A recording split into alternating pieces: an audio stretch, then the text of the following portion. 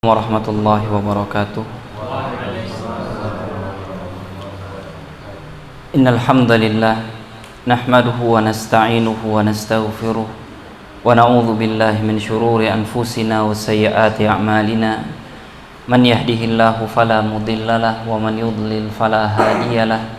Asyhadu an la ilaha illallah wahdahu la syarikalah wa asyhadu anna Muhammadan abduhu wa rasuluh sallallahu alaihi wa ala alihi wa sahbihi wa sallama taslima mazida amma ba'd. Ya ayyuhalladzina amanu taqullaha haqqa tuqatih wa la tamutunna illa wa antum muslimun. Ya ayyuhan nasu taqu rabbakumul ladzi khalaqakum min nafsin wahidah wa khalaqa minha zawjaha wa batha minhuma rijalan katsiran wa nisaa'a wattaqullaha alladzi tasaaluna bihi wal arham innallaha kana 'alaikum raqiba. Fa inna asdaqal hadithi kitabullah wa khairal hadi hadi Muhammadin sallallahu alaihi wasallam wa syarrul umuri muhdatsatuha wa kullu muhdatsatin bid'ah wa kullu bid'atin dhalalah wa kullu dhalalatin finnar. Kaum muslimin jamaah salat maghrib Musalla al-Huda yang dimuliakan Allah Subhanahu wa taala. Kita bersyukur pada Allah Subhanahu wa taala yang memberikan kita kemampuan untuk melaksanakan kewajiban kita mengabdi kepada Allah Subhanahu wa taala, yang membimbing kita dalam Islam dan iman, yang membuka untuk kita pintu-pintu kebaikan sehingga kita mengetahui mana yang hak, mana yang batil, mana yang baik, mana yang buruk, dan Allah Subhanahu wa taala memudahkan langkah kita meniti siratal mustaqim. Pada kesempatan yang mulia ini kita membahas salah satu surat di dalam Al-Qur'an yang diturunkan oleh Allah Subhanahu wa taala sebelum Nabi hijrah, surat Quraisy, yang diambil penyebutannya dari ayat yang pertama. Dan Quraisy adalah sebutan untuk kakek Rasulullah sallallahu alaihi wasallam yang ke-10, terhitung dari Abdul Muttalib, dia yang pertama. Maka semua anak dari kakek ini, sebahagian ahli sirah menyebut dengan nama Fihr, semua keturunannya disebut keturunan Quraisy. Sama seperti kita mengenal Bani Israel. Israel sebuah sebutan untuk Nabi Allah Ya'qub alaihi salam, dan semua anak keturunan dari Nabi Ya'qub alaihi salam disebut anak-anak Israel, Bani Israel. Begitu pula Quraisy, dia untuk anak-anak Fihr, termasuk Nabi yang mulia alaihi salatu wassalam, anak turunan dari Fihr ini, dan disebut dengan istilah maklum sudah orang mengenalnya Quraisy. Allah Subhanahu wa taala menyebut dan menurunkan surat yang mulia ini, kata para ulama, dia masih berkaitan dengan surat Al-Fil. Namun kita belum membahas surat Al-Fil, maka kita bahas terlebih dahulu surat Quraisy, dan setelahnya surat Al-Fil. Itu masih dalam satu pembahasan tentang nikmat Allah yang Allah Subhanahu wa taala berikan kepada bangsa Quraisy atau orang-orang Quraisy. Allah mengatakan li'ilafi karena berkumpulnya, bersatunya. Demikian manusia. Orang menyebut makhluk sosial. Dia tidak bisa hidup sendirian. Pernah kita hidup sendirian? Nabi Adam alaihi salam tatkala sendirian, satu-satunya manusia di surga, maka merasakan sesuatu yang mungkin kita belum pernah rasakan. Kemudian Allah Subhanahu wa taala ciptakan yang dibutuhkan, yakni sebagai teman, sebagai pendamping pula. Akan tetapi manusia dia tidak bisa sendirian. Maka Allah Subhanahu wa taala mengatakan wa ta'awanu, saling bantu-membantu. Ini menunjukkan tidak sendiri. Wa kunu ibadallahi ikhwanan, kata Nabi yang mulia alaihi salatu wasalam, jadilah kalian hamba Allah bersaudara. Dan Allah Subhanahu wa taala juga menyebut tentang kaum yang Allah akan hadirkan seandainya semuanya murtad. Allah katakan adzillatin 'alal mu'minin, mereka sayang menyayangi sesama orang yang beriman, menunjukkan bahwa diperlukan kerukunan, diperlukan kedamaian, diperlukan ketenangan, tolong menolong sesama manusia. Li'ilafi, karena berkumpulnya perkumpulan Quraisy, karena orang Quraisy telah mengadakan sebuah perkumpulan, telah mengadakan sebuah kerjasama.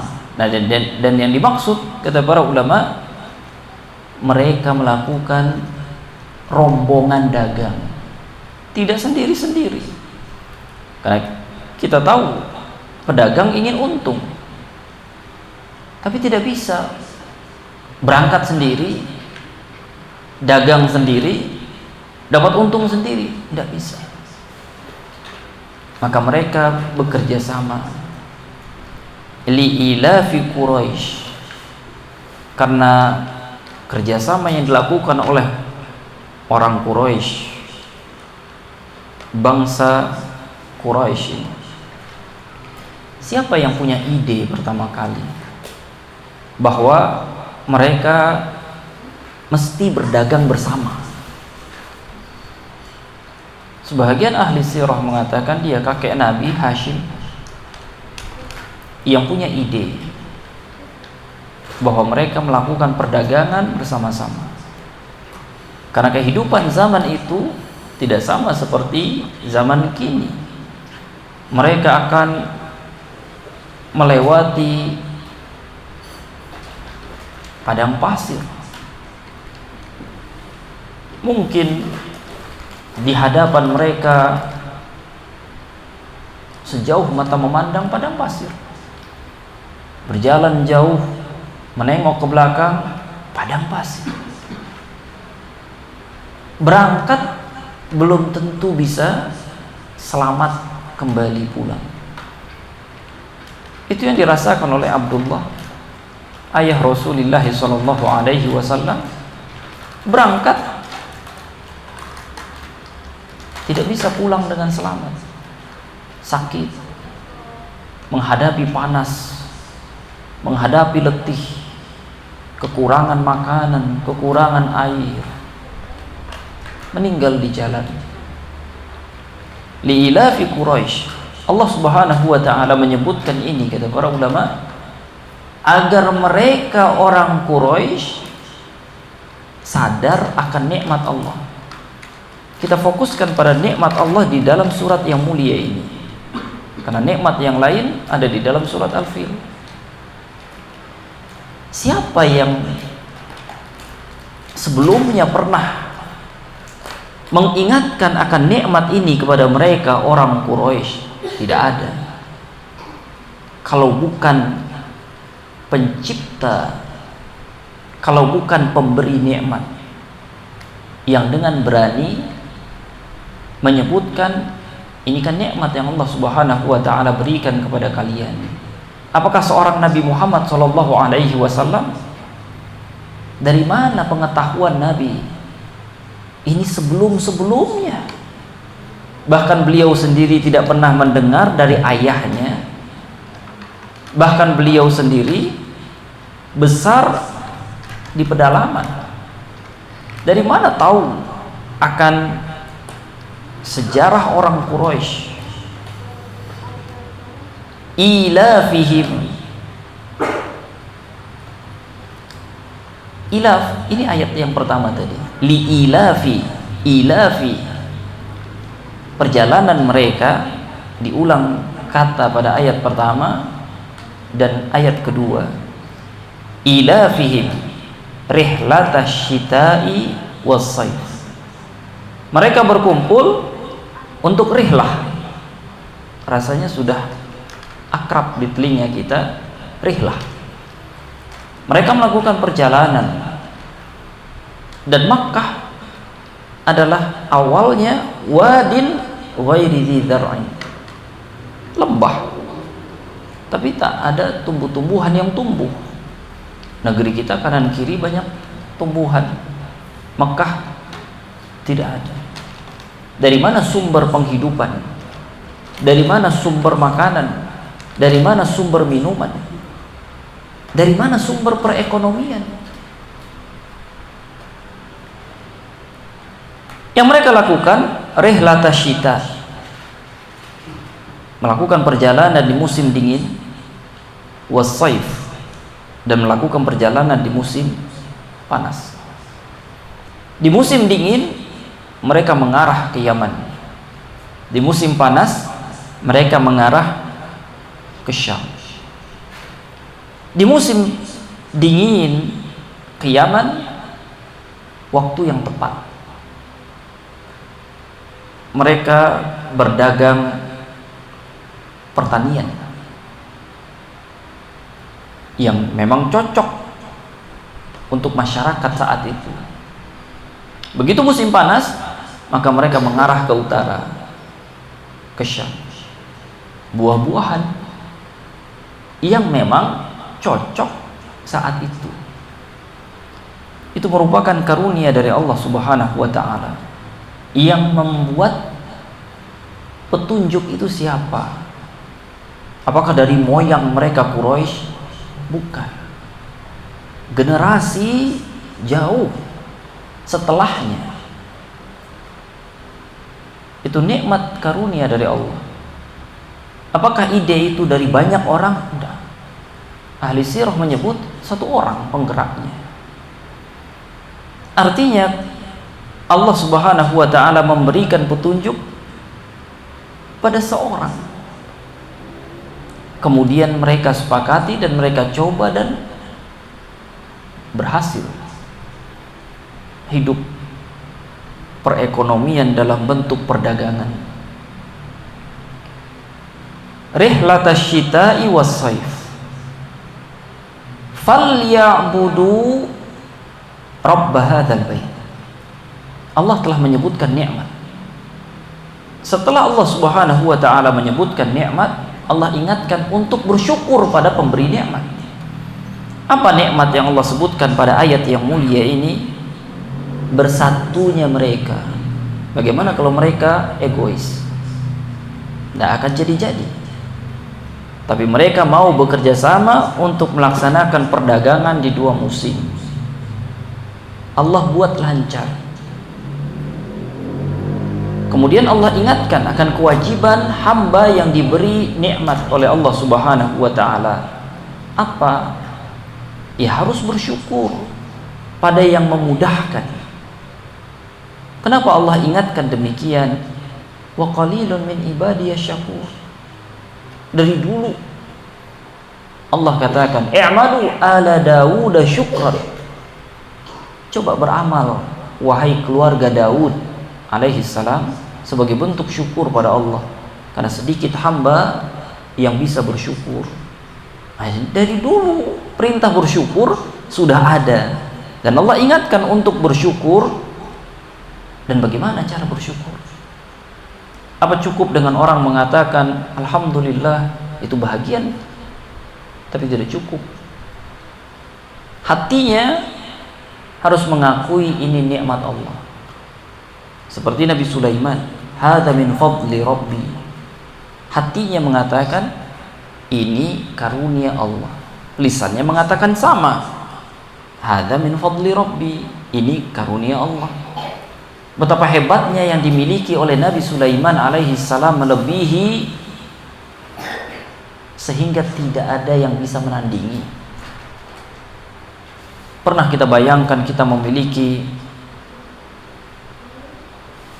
kerajaan yang pasukannya jin semua tanpa terkecuali, hewan semua, dan tidak ada pengecualian. Angin, manusia sudah barang tentu. Yang pada suatu hari Nabi Sulaiman pernah mengatakan, siapa yang mampu mendatangkan singgasana milik Balqis, maka Ifrit, dia yang paling kuat, yang mengatakan ana atika bihi qabla an taquma min maqami, saya bisa datangkan singgasana Balqis sebelum Anda berdiri dari tempat duduk. Betapa hebatnya beliau memiliki kekuatan pasukan. Balqis yang ada di Yaman bisa dipindahkan ke tempat Nabi Sulaiman yang ada di Filistin, Syam, sebelum berdiri dari tempat duduk. Tapi Nabi Sulaiman ingin menunjukkan apa yang Allah berikan padanya, bukan hanya pada Ifrit. Kata Nabi Sulaiman alaihi salam, saya punya kemampuan lebih dari itu. Ana atika bihi qabla an yartadda ilaika tarfuk. Saya Nabi Sulaiman sebagai nabi berkemampuan lebih dari yang dimiliki oleh tentara-tentaranya. Saya bisa mendatangkannya sebelum matamu berkedip. Lebih hebat. Tatkala melihat singgasana itu di hadapannya, sebelum matanya berkedip, maka Nabi Sulaiman mengatakan, hadza min fadli rabbi, ini semua karunia dari Allah Subhanahu wa ta'ala. Biasanya demikian, kata orang bijak, orang yang sudah berada pada puncak, maka dia akan sadar diri akan kemampuan. Ini semua dari Allah Subhanahu wa ta'ala.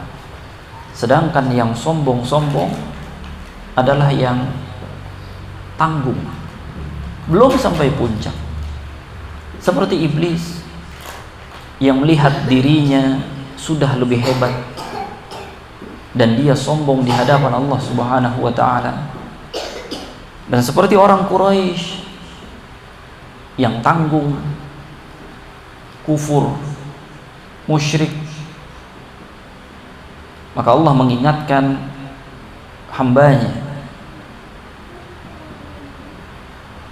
menyebutkan nikmat, kemudian diingatkan fal ya'budu, karena sudah Allah sebutkan nikmat yang Allah Subhanahu wa ta'ala berikan, maka hendaknya mereka itu orang Quraisy seharusnya mengabdi kepada siapa? Kepada Allah, Rabb hadzal bait. Mengabdi, kaum muslimin yang dimuliakan Allah Subhanahu wa ta'ala, adalah sebuah kata yang mencakup perbuatan, baik hati, lisan maupun perbuatan anggota tubuh. Melakukan apa yang Allah ridha, melakukan apa yang Allah cintai. Semuanya. Hati bersyukur pada Allah Subhanahu wa taala, hati beriman pada Allah Subhanahu wa taala, hati ikhlas lillahi taala, hati bersabar untuk Allah Subhanahu wa taala. Amalan hati banyak. Lisan mengucapkan alhamdulillah, memuji Rabbul Alamin, berkata seperti yang Allah katakan, perintahkan. Kata Nabi yang mulia alaihi salatu wassalam, "Man kana yu'minu billahi wal yaumil akhir falyaqul khairan aw liyasmut." Siapa yang mengaku dirinya beriman pada Allah dan hari akhir, bicara yang baik atau dia diam. Ini bagian dari pengabdian pada Allah Subhanahu wa taala. Amal perbuatan yang kita diperintahkan untuk sholat, yang kita diperintahkan untuk saum, lambung saja diperintah untuk mengabdi pada Allah Subhanahu wa taala. Yang kita diperintahkan untuk umroh, untuk haji, berjihad, tilawatil Quran, belajar agama Allah Subhanahu wa taala, dan seterusnya dari amal saleh yang mesti kita cari tahu. Amalan-amalan wajib, amalan-amalan mustahab. Seorang hamba dia mesti mengabdi. Bagaimana dia bisa mengabdi kalau dia tidak tahu? Maka dia mesti mencari tahu. Dan Nabi yang mulia alaihi salatu wassalam telah mewajibkan mencari tahu. Talabul ilmi fardhatun ala kulli muslim. Belajar ilmu dia wajib. Ilmu yang dimaksud adalah ilmu yang dibutuhkan hamba untuk mengabdi pada Allah Subhanahu wa taala dengan benar, dengan baik. Maka Allah katakan falyabudu, hendaknya mereka orang Quraisy itu harusnya mengabdi pada Allah Subhanahu wa taala. Rabba hadzal bait, tafsirannya adalah Allah Subhanahu wa taala. Allah adalah Rabb. Rabb adalah yang mengatur, Rabb adalah yang mencipta, Rabb adalah yang menjamin rizki. Rabb. 3 unsur penting dari kata-kata Rabb yang selalu kita katakan alhamdulillahi rabbil alamin, sehingga hati kita terus mengimani bahwa dia Rabb yang menciptakan kita, dia Rabb yang mengatur sehingga kita mesti diatur dan mau diatur oleh Allah Subhanahu wa taala. Dia Rabb yang telah memberikan jaminan atas rizki manusia, sehingga manusia tidak perlu mengkhawatirkan sesuatu yang sudah dijamin oleh Rabbul Alamin. Hadzal bait, Rabb, rumah ini. Yang dimaksud adalah rumah adalah Ka'bah, Baitillahil Haram. Allah Subhanahu wa taala menyebut untuk Baitillahil Haram bahwa dia adalah Rabb-nya. Rabb hadzal bait. Dan pada ayat yang lain Allah Subhanahu wa taala menyebut wa tahhir baitiya, bersihkan rumahku, lit-taifina wal qa'imina waruk'is sujud.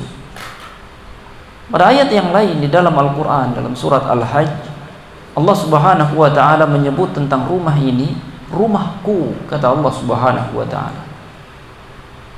Pada ayat Quraisy Allah menyebut Rabba hadzal bait, Allah yang mengatur rumahnya. Allah menyebut dengan rumahku. Ini menunjukkan bahwa Ka'bah, Baitillahil Haram adalah sesuatu yang dimuliakan, sesuatu yang dihormati. Karena Allah Subhanahu wa taala menggandengkan antara dia dengan dirinya, antara rumah itu dengan Allah Subhanahu wa taala. Dan Allah menyebut dalam ayat yang lain dalam surat An-Naml, innama umirtu an a'budu rabb hadhil baldah allati harramaha. Allah yang mengistilahkan dengan kata-kata harramaha, Allah yang mengharamkannya. Maka kita sebut dia Baitillahil Haram, karena Allah yang mengharamkannya. Haram, dia tidak boleh sembarangan orang berbuat di sana. Baitillahil Haram, dan tidak ada di dunia ini yang seperti haramnya negeri Makkah, yang Allah telah mengatakan hadhil baldah, negeri ini, negeri Makkah, alladzi harramaha, yang Allah Subhanahu wa ta'ala telah menyatakan akan keharamannya. Kita mengenal dua tanah haram, akan tetapi yang lebih adalah Makkah, baru setelahnya Madinah. Keharaman Makkah, kata para ulama, lebih dari keharaman Madinah, hingga tidak boleh tumbuh-tumbuhannya diganggu. Di Madinah masih ada yang tumbuhannya untuk makan, tumbuh-tumbuhannya seperti kita, tumbuh, dipotong, digunakan konsumsi. Di Makkah tidak boleh. Hewan diburu, tidak boleh, maka ada hukuman bagi yang memburunya. Di Madinah tidak boleh, tapi tidak dihukum seperti dihukumnya di Makkah. Hanya hewan-hewan yang mengganggu, yang akan melukai, yang membinasakan, itu yang boleh dibunuh. Pun tidak boleh orang dibunuh di Makkah. Manusia dilarang karena Allah Subhanahu wa ta'ala juga menghormatinya. Akan ada penjelasan tentang pasukan gajah, yang seorang di antara pasukan itu bersembunyi dan dia tidak terkena batu sijil, dan dia merasa aman, dan dia ingin pulang ke Yaman. Begitu dia keluar dari perbatasan, maka batu itu menghampirinya dan membinasakannya. Allah pun tidak menghukum di negeri Makkah. Ini menunjukkan bahwa dia negeri yang aman.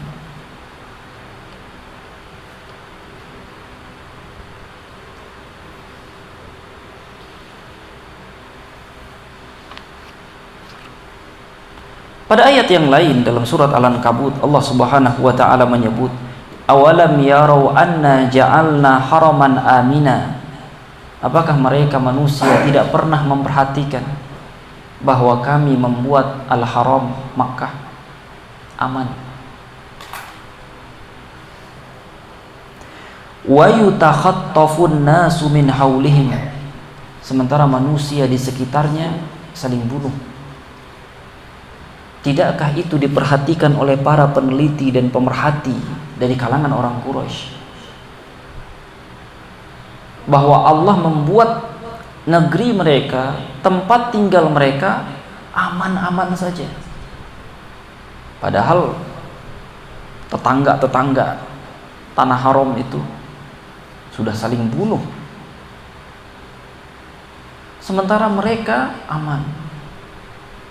Bahkan di antara keistimewaannya akan tampak di akhir zaman, Dajjal masuk ke sana, setiap negeri ke sana kemari, ke sana sini, tapi tidak untuk dua tanah haram. Allah Ta'ala a'lam bishawab, dia negeri yang aman, karena yang mengharamkannya adalah Allah Subhanahu wa ta'ala, untuk tidak boleh dirusak, diganggu. Maka Allah katakan, "Falyabudu rabb hadzal bait." Hendaknya mereka orang-orang Quraisy beribadah kepada Rabb, kepada Allah Subhanahu wa taala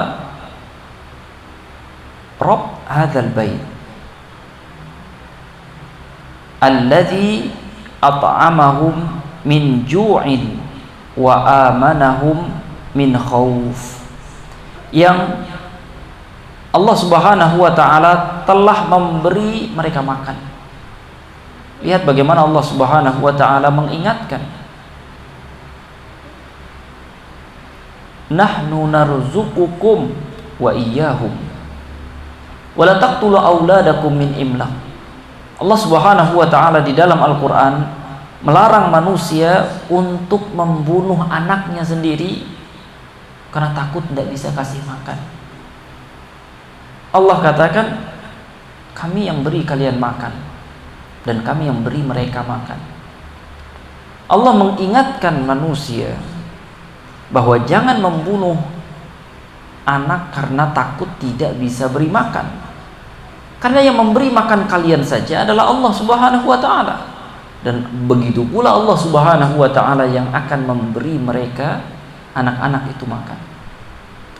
Begitu pula pada ayat yang mulia ini Allah ingatkan pada hal yang sama, alladzi at'amahum, yang Allah lah yang memberi mereka makan, min ju'in, dari rasa lapar.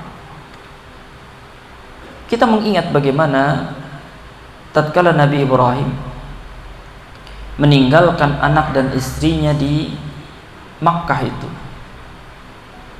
ada sumber makanan? Tidak ada. Makanan adalah yang dibawa sebagai bekal, dan itu habis. Adakah sumber minuman? Tidak ada. Lalu siapa yang memberi sumber minuman? Allah Subhanahu wa taala. Lalu siapa yang menghantarkan makanan? Allah Subhanahu wa taala. Yang membuat orang lalu lalang membawa makanan. Alladzi at'amahum min ju'in, yang Allah Subhanahu wa taala memberi mereka makan sehingga mereka tidak kelaparan. Wa amanahum min khaufin, dan Allah Subhanahu wa taala yang membuat mereka aman dari rasa takut. Allah Subhanahu wa taala tatkala menurunkan manusia ke bumi ini, Allah juga ingatkan akan khaufin. Fa imma ya'tiyannakum minni hudan faman tabi'a hudaya la khaufun 'alaihim wa lahum yahzanun. Apabila datang petunjuk setelah manusia diturunkan ke dunia, apabila datang petunjuk, maka siapa yang mengikuti petunjuk itu tidak perlu takut dan tidak perlu sedih. Adanya petunjuk Al-Quran, adanya petunjuk wahyu dari Allah Subhanahu wa ta'ala membuat manusia tidak perlu takut, membuat manusia tidak perlu sedih. Dan Allah Subhanahu wa ta'ala yang membuat manusia merasa aman dari rasa takut. Dan ini nikmat Allah Subhanahu wa ta'ala kepada orang Quraisy. Nah, sekarang apa yang harus dilakukan oleh orang yang ada di Makkah? Baik dia orang Quraisy atau dia bukan orang Quraisy yang sekarang tinggal di Makkah, atau mungkin kita yang pernah hadir di Makkah, apa yang harus dilakukan di sana? Maka seperti yang terkandung di dalam ayat yang mulia ini, falyabudu, hendaknya mengabdi sebaik-baiknya kepada Allah Subhanahu wa ta'ala sebagai bentuk rasa syukur pada Allah Subhanahu wa ta'ala, karena negeri yang dimuliakan, tempat yang dihormati tidak sama dengan yang di bawahnya. Ya, semua negeri milik Allah, semua tempat ciptaan Allah. Akan tetapi hak Allah melebihkan satu dari yang lain. Kita tidak menyebut dihinakan, kita menyebut di bawahnya. Karena orang yang berbuat durhaka, orang yang berbuat pelanggaran, bermaksiat pada Allah Subhanahu wa taala, berbuat dosa di Makkah, di tempat yang dihormati, yang Allah telah haramkan, tidak sama hukumannya dengan di tempat lain. Berbuat dosa di tempat lain dosa, berbuat maksiat di tempat lain maksiat, tapi dilakukan di Makkah, maka Allah Subhanahu wa taala akan menghukum lebih keras. Maka di antara bentuk hukuman tatkala manusia tidak menghormati akan keharaman Makkah, tatkala manusia tidak menghormati Baitillahil Haram, Ka'bah, maka sudah pantas saat itu turunnya hari kiamat. Kata Nabi yang mulia alaihi salatu wassalam, akan ada orang dari Habasyah yang dia akan lepas satu persatu, kita menyebutnya batu bata, satu persatu batu Ka'bah. Kenapa tidak dijaga oleh Allah Subhanahu wa taala, sementara di zaman pasukan gajah Allah turunkan ababil? Karena di zaman pasukan gajah orang masih menghormati dan memuliakan tanah haram, Ka'bah.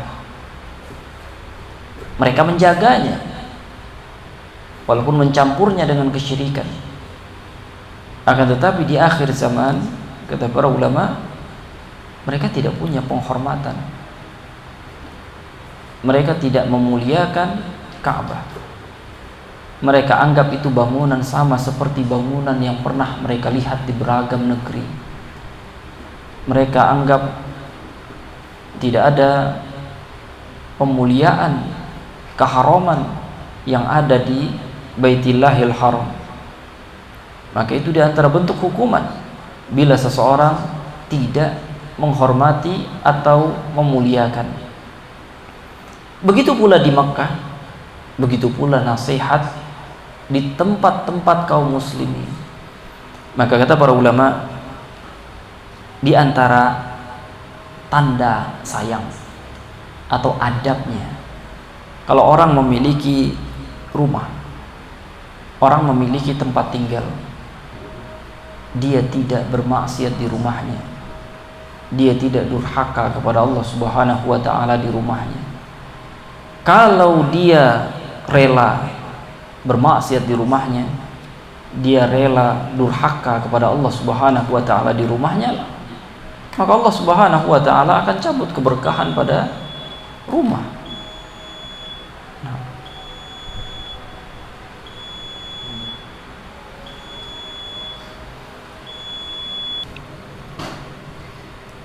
Kemudian apa pelajaran dari surat yang mulia ini untuk kita? Apakah dia hanya menceritakan sesuatu tentang orang Quraisy saja dan tentang negeri haram saja? Kita dapat mengambil pelajaran dari surat yang mulia ini, karena sesuatu yang Allah Subhanahu wa taala perintahkan di dalam Al-Qur'an, maka kita mengatakan sami'na wa ata'na. Kita mendengar dan kita mentaatinya. Adapun berita yang Allah sebutkan di dalam Al-Qur'an, maka kita mengatakan sami'na wa amanna. Kita mendengar dan kita mengimaninya, meyakininya.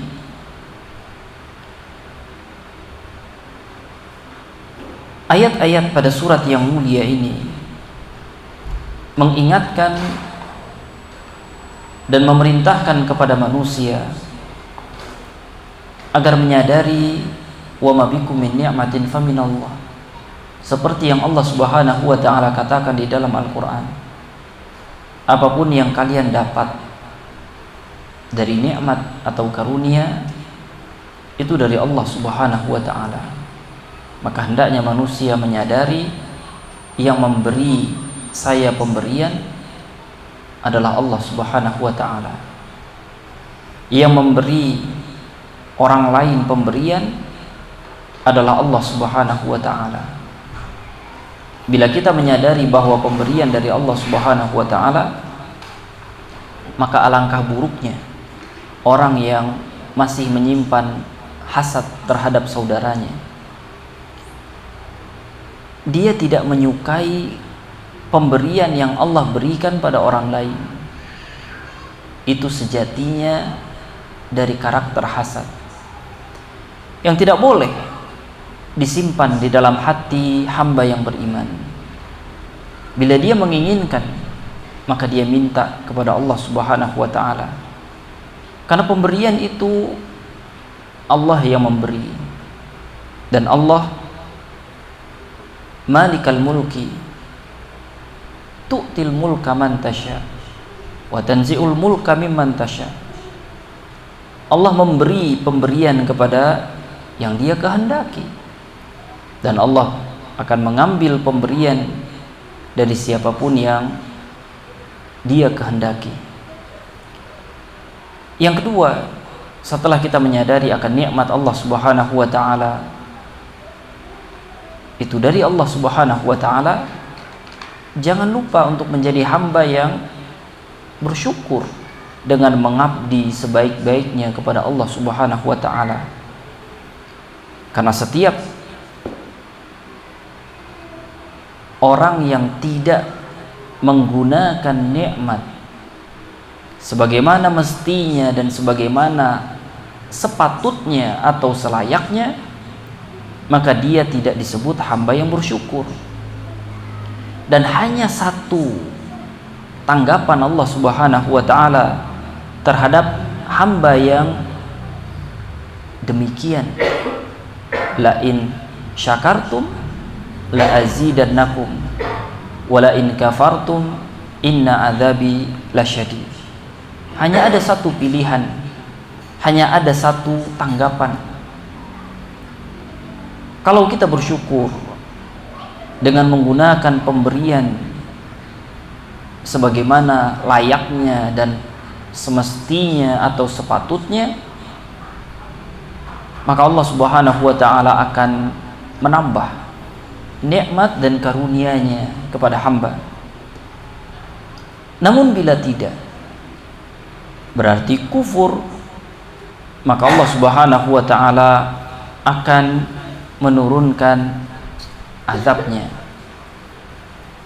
di dunia maupun di akhirat. Mengenai hal ini, sebahagian orang bertanya, sebahagian yang lain menyadari, namun sebahagian yang lain bertanya, mengapa ada hamba Allah yang saya lihat dia beribadah kepada Allah Subhanahu wa taala, namun penuh dengan mirip-mirip azab atau penuh musibah. Tapi yang tidak beribadah kepada Allah Subhanahu wa taala, yang saya lihat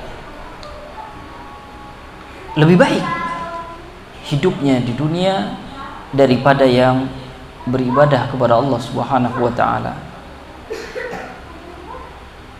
Allah Subhanahu wa taala telah menyebut ya'lamuna zahiran. Sebahagian manusia hanya mengetahui yang tampak dari kehidupan dunia dan tidak mengetahui yang tidak mereka lihat.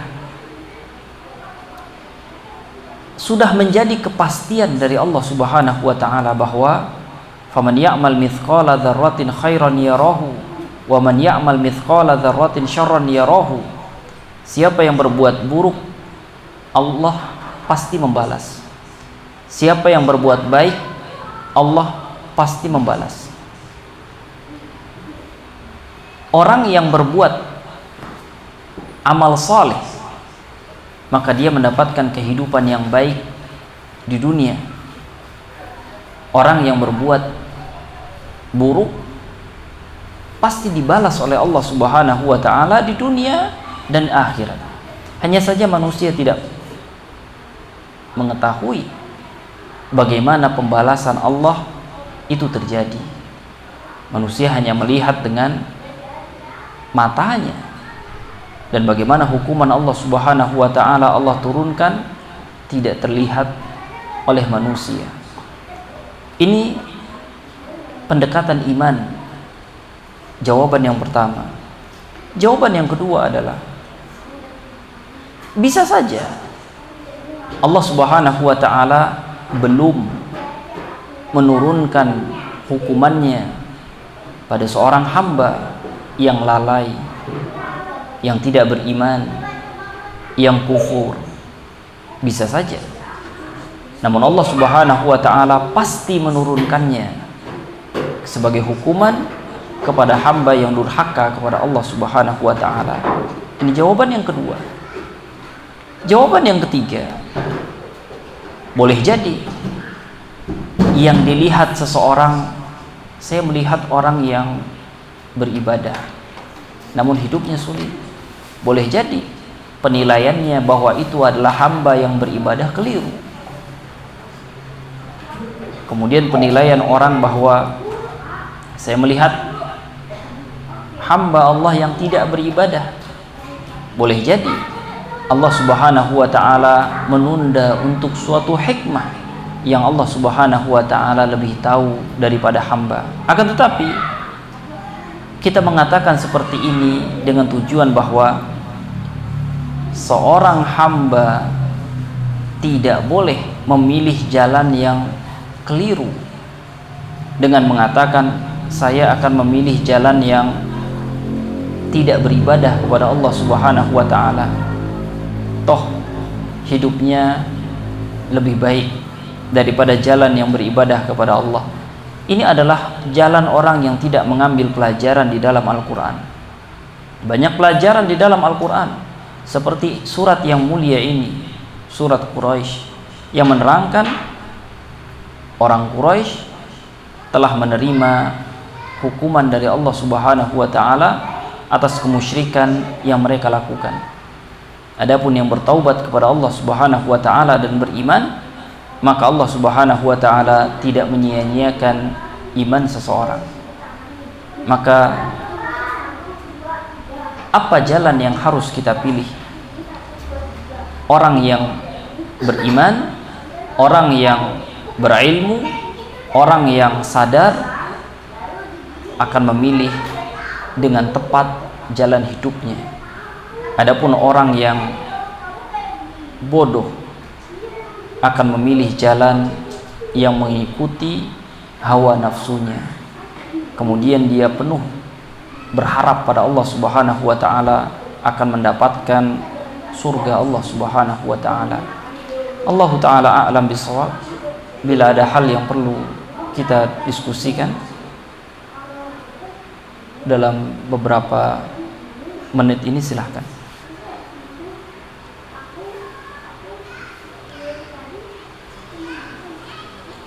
Bila tidak, maka kita cukupkan.